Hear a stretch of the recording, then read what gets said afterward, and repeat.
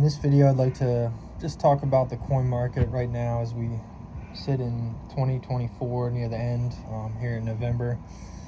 Kind of look back at the year a little bit and kind of look ahead to 25. I operate in a pretty small niche of the market, so I'm only going to really speak to those areas that I know about and watch closely. Kind of type coins, but seeded coinage, Liberty nickels, and kind of some of the lower denomination gold, Indian quarter eagles. But yeah, just overall, I watch a lot of auctions on Heritage, great collections, and then kind of keep up with eBay. I'm just going to show a few coins while we're talking here. I'm noticing definitely the market has cooled this year a little bit, particularly on kind of the like mid-level coins that are maybe, I don't want to say common, but yeah, maybe more common type coins. Things that are very easy to find if you look around enough seem to be going for less than maybe they were a couple years ago. There's a few trends that I think are larger, and then a few that are maybe COVID related. One area, I guess, I don't have an example out here to show, but one area I feel like prices have come down a lot is actually Barber half dollars, Barber quarters. I was doing a little bit of research recently on, gem level, just under gem, Barber quarters, Barber halves, and I don't know if it's just a secular trend that not as many people are, putting sets together. There are I think there's 73 Barber halves in a set, and very few people are looking to do that in, gem level. It's just so cost prohibitive. So people buy those more as type coins, and prices just seem to be low. Low in historical terms. I mean, I just bought a 1910 Barber quarter that for $600 that used to go for between $9,000 and $1,000. So I don't know whether it's good value or there's just not as much demand. It was a really nice coin, and I'll show that next time, but it's a nice original half. Anyway, so I'm definitely seeing the market slow. In V nickels, the area I kind of look at mostly, definitely seeing gem coins go for a lot lower value than even, I have a 2005 red book published by Bowers on the V-Nickel series. I think it's V-Nickel and Shield. And for mid-state 64 and 65 coins, you can regularly buy coins at auction under the prices published back, 20 years ago almost now, which is interesting.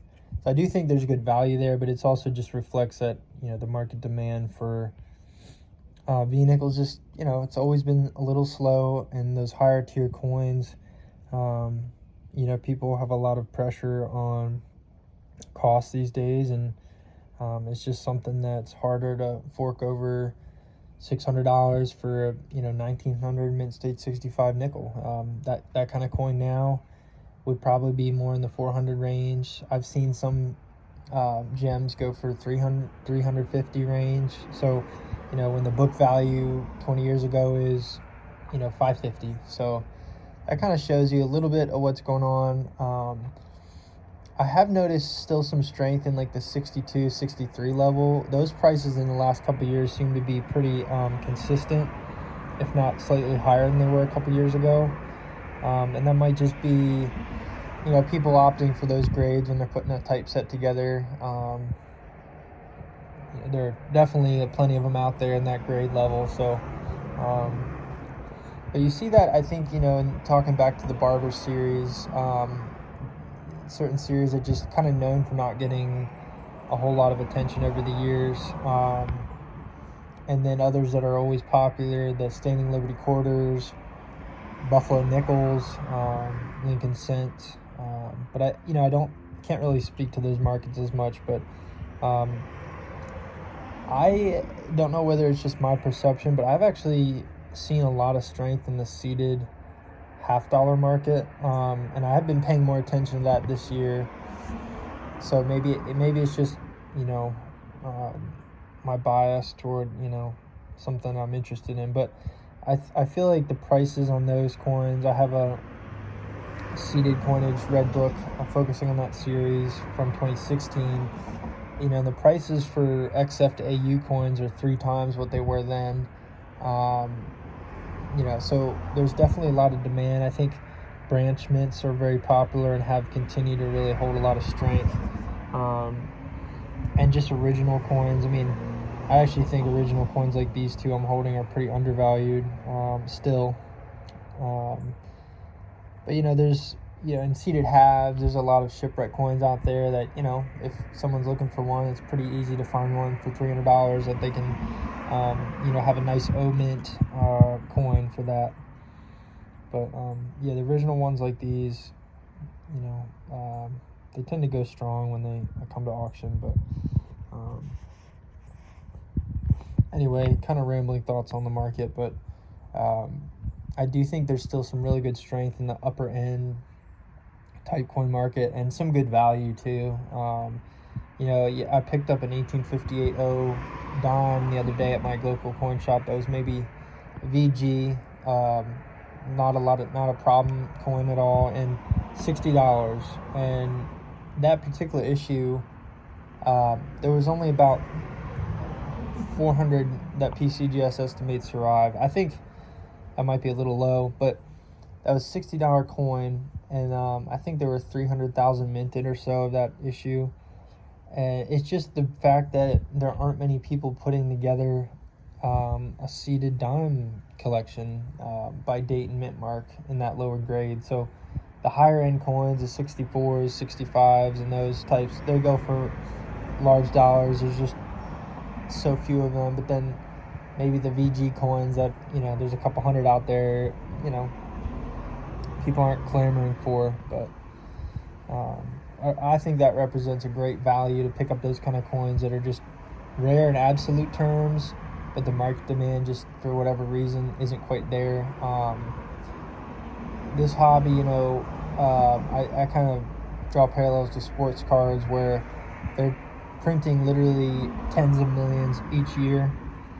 And if you're collecting coins like this, there might only be, out of a million and a half made of this year, there might only be a few thousand in general or under that, and then in this grade there might only be 150, 200 higher or something like that. And you can find that they're just not making more. So I think as more people get into coin collecting, as the market information spreads through the internet, I do think pricing will be strong long term. But again, you're going to have to focus on those rare dates. And, if you're buying like 1938D Buffalo Nickels that, were saved in hundreds of roll quantities, then there probably will always be enough supply out there to meet demand. But if you're buying, Stone Cold original $half like this, I feel like those are good buys, and also something you don't have to explain to somebody. If this was a 47/6 and you can barely see it, then and it goes for $2,000 more than the regular issue. It's like, do you really want to have to explain that to somebody? I think of the 1864 2-cent piece, small motto versus large motto. The small motto might be 4 times as expensive, and for sure it's a much rarer coin, but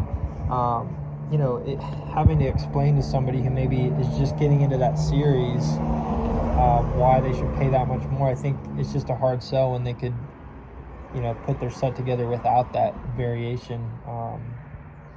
Anyway, just a few thoughts. Curious what you think about the market right now.